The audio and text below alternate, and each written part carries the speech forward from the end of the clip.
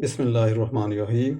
अस्सलाम वालेकुम व्यूअर्स, मैं हूं मोहम्मद कमरुज़्ज़मान और आप देख रहे हैं मेरा YouTube channel Cori's industrial electronics. Viewers, आज हम आपको लॉजिक पल्सर के बारे में बताएंगे, जैसा कि आप स्क्रीन पर देख रहे हैं, और इसका पूरा नाम है डिजिटल लॉजिक पल्सर। ये लॉजिक पल्सर डिजिटल सर्किट्स को चेक करने के लिए इस्तेमाल होता है, यानी कि ये एक टेस्ट इक्विपमेंट है। तो आज हम आपको इसके बारे में बताएंगे कि किस तरीके से फंक्शन करता है, और हम आखिर में आपको इससे एक डिजिटल आईसी भी चेक करके बताएंगे। तो व्यूअर्स, ये देखिए, ये इसकी पावर लीड्स हैं। यहाँ से इसको डीसी वोल्ट दिए जाते हैं, जिससे ये टेस्ट इक्विपमेंट काम करता है। और ये माइक्रोंडा कंपनी का बना हुआ है, जो कि यूएसए की कंपनी है। जब इसको यहाँ से पावर देंगे तो उसके बाद जब इसको ऑपरेट करेंगे तो यहाँ से हमारा जो है वो सिग्नल आउट होगा, डिजिटल सिग्नल आउट होगा, यानी कि पल्सेस आउट होंगी, जो कि डिजिटल सर्किट्स को दी जाएंगी। उसके बाद एक ये छोटी सी लीड ये है, ये ग्राउंडिंग के लिए है। अगर आप यहाँ से पावर किसी एक्सटर्नल पावर सप्लाई से दे रहे हैं तो उस एक्सटर्नल पावर सप्लाई के ग्राउंड के साथ इसको मिलाएंगे, ताकि हमारे सिग्नल में कोई नॉइजेस ना हो और सही तरीके से सिग्नल जनरेट होके और टेस्टिंग हो सके। और ये रिमूवेबल है। अगर आप उसी सर्किट से पावर यूज कर रहे हैं तो फिर आपको ये अर्थिंग करने की ज़रूरत नहीं है, क्योंकि जो सर्किट अंडर टेस्ट है और उसकी जो ग्राउंड है दोनों सेम है। अगर सेम ग्राउंड है तो फिर आपको ये अर्थ वायर लगाने की ज़रूरत नहीं है। ओके, इसमें ये एक स्विच है, उसके ऊपर देखिए पुश लिखा हुआ है। जब इसको हम प्रेस करते हैं तो यहाँ से हमारा सिग्नल आउट होता है, लेकिन मेक श्योर कि आपने पावर कनेक्ट की हुई हो। उसके बाद इसके जो आउटपुट सिग्नल है वो दो तरह का होता है। एक पल्स सिग्नल होता है।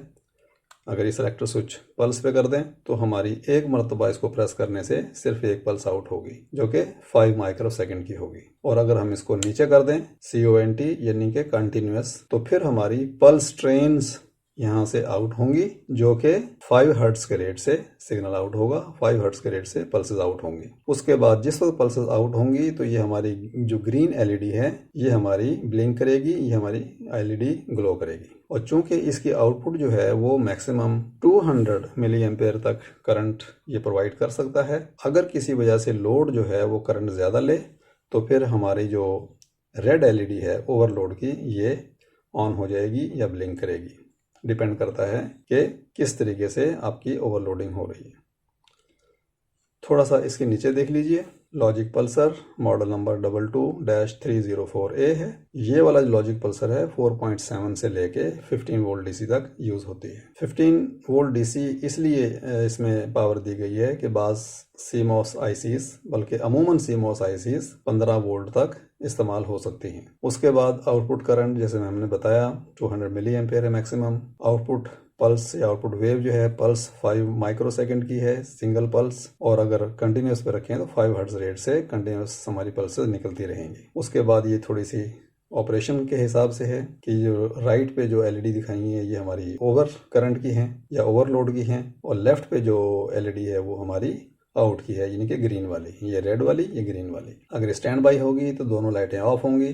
पल्स मोड पे अगर होगा तो हमारी ग्रीन LED ब्लिंक करेगी, यानी कि सिर्फ एक मरतबा ऑन होगी और बंद हो जाएगी। और कंटिन्यूस पे रखेंगे तो पल्सेस आएंगी और ये हमारी ग्रीन LED ऑन होना शुरू हो जाएगी। उसके बाद ये पावर अगर ज़्यादा है तो दोनों लाइटें हमारी ऑन हो जाएंगी। उसके बाद ये ओवरलोड की हैं कि अगर सोर्स पे अगर ओवरलोडिंग हो रही है तो फिर हमारी दोनों लाइटें ब्लिंक करेंगी, और अगर सिंक पे ओवरलोडिंग हो रही है तो सिर्फ रेड लाइट ऑन होगी। तो चलिए अब हम आपको इसको इस्तेमाल करने का तरीका बताते हैं कि किस तरीके से हमने इसको इस्तेमाल करना है। तो व्यूअर्स, हमने लॉजिक पल्सर का इस्तेमाल देखने के लिए हमने जो IC, डिजिटल IC जो हमने यूज़ की है वो है 74HC14, जिसके अंदर 6 इन्वर्टर्स लगे हुए हैं। पिन नंबर 1 और 2 पर एक है, दूसरा 3 और 4 पे है, तीसरा जो है वो 5 और 6 के ऊपर है, इसी तरीके से 9 और 8, 11 और 10 और 13 और 12। तो ये 6 इन्वर्टर हैं। तो हम आपको एक इन्वर्टर जो है वो चेक करके बताएंगे कि किस तरीके से पल्सर से हम चेक कर सकते हैं।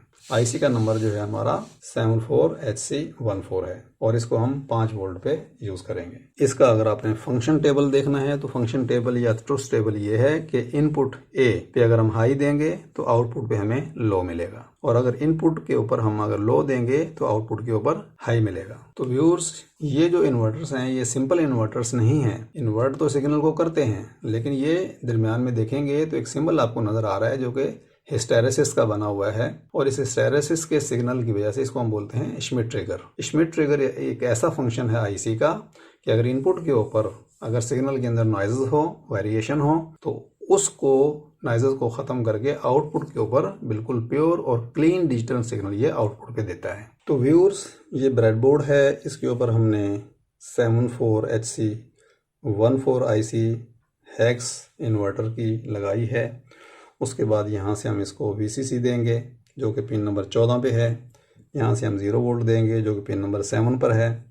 ये हमारी जो लीड है ये हमने इसको लगाई है पिन नंबर 1 पे, जो कि हमारा पहला इन्वर्टर है उसके इनपुट पे।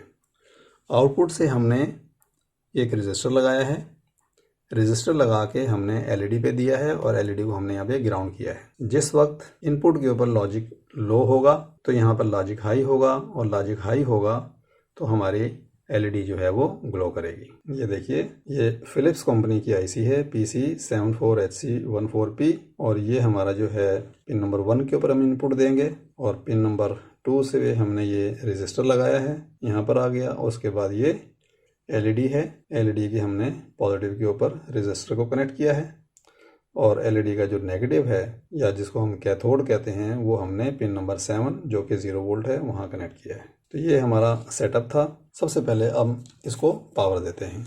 पावर सप्लाई से हम इसको 5 वोल्ट देंगे। ये हमने नेगेटिव कनेक्ट किया, ये हमने पॉजिटिव कनेक्ट किया। यहाँ से हम सिग्नल देंगे और एहतियातन हम यहाँ पर एक रजिस्टर लगा सकते हैं ताकि इनपुट के ऊपर ज़्यादा करंट ना आए। उसके बाद हम अपने लॉजिक पल्सर को लेते हैं। लॉजिक पल्सर को भी हम यहाँ कनेक्ट कर देते हैं, नेगेटिव को नेगेटिव के साथ और पॉजिटिव को पॉजिटिव के साथ। अब हम क्या करेंगे कि यहाँ से हम पॉजिटिव इनपुट देंगे, यहाँ से हम नेगेटिव इनपुट देंगे और या फिर हम उसको यहाँ से इनपुट देंगे अपने पल्सर के साथ। तो चलिए अब हम अपने पावर ऑन करते हैं। ये देखिए, ये हमने पावर ऑन की। जो ही पावर ऑन की तो हमारी एलईडी किसी हद तक ऑन हो गई है, इसलिए कि हमने इनपुट को ग्राउंड नहीं किया हुआ है, इसको हमने ओपन छोड़ा हुआ है। अगर हम इसको यहाँ से 0 वोल्ट देंगे तो ये फिर प्रॉपर हाई वोल्ट आपको मिलेंगे। ये देखिए ये ब्लिंक कर रही है, इसको नॉइजेस मिल रहे हैं इनपुट के ऊपर, यहाँ पर इसको नॉइजेस मिल रहे हैं, प्रॉपर सिग्नल लेवल नहीं मिल रहा। और इसको अगर हम यहाँ पर अगर हाई देंगे तो हमारी एलईडी बुझ गई, यानी कि इसका मतलब ये है कि यहाँ पर लॉजिक लो आ गया, यानी कि इन्वर्टर ने हाई को लो कर दिया।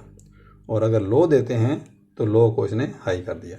चलिए अब हम अपने पल्सर को यूज़ करते हैं। ये देखिए, हम पावर दे चुके हैं। सबसे पहले हम इसको पल्स पे रखेंगे। पल्स पे रख के जब इसको प्रेस करेंगे तो हमारी सिर्फ एक मरतबा ये लाइट ब्लिंक करेगी।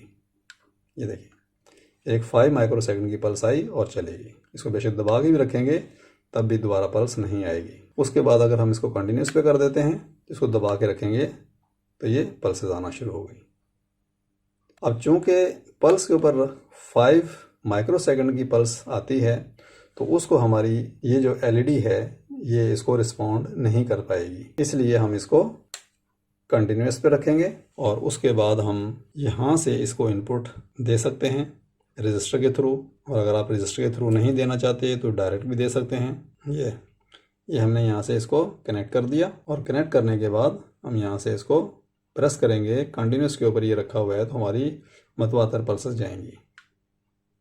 ये देखिए, हमारी इनपुट के ऊपर पल्सेस जा रही हैं और उसके हिसाब से हमारी एलईडी भी ब्लिंक कर रही है, ऑन ऑफ हो रही है।